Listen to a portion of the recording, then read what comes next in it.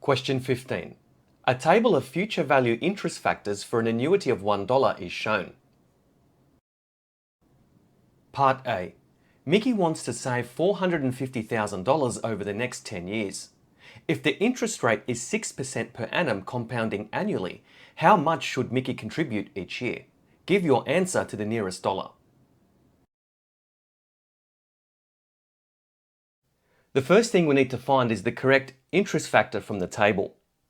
We know that the annuity is earning interest at 6% per annum compounding annually. So there's no division of this interest rate required. So we can reference this column here.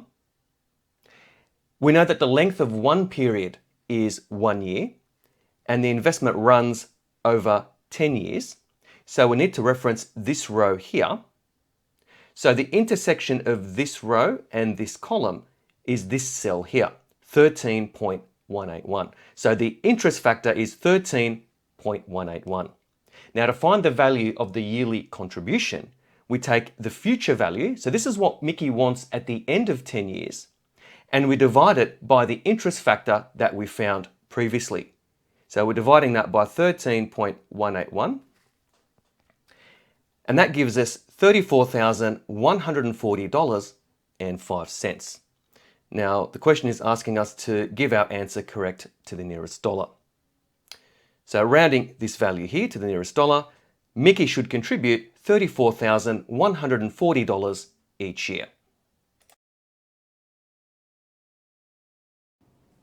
Part B. Instead, Mickey decides to contribute $8,535 every 3 months for 10 years to an annuity paying 6% per annum, compounding quarterly. How much will Mickey have at the end of 10 years?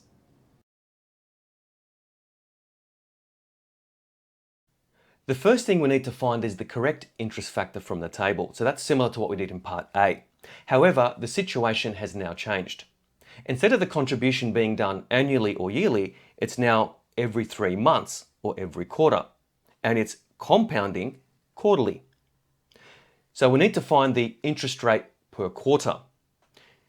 Now it's still 6% per annum, but to get the interest rate per quarter, we need to divide that interest rate by 4. So 6% divided by 4 gives us 1.5% per quarter.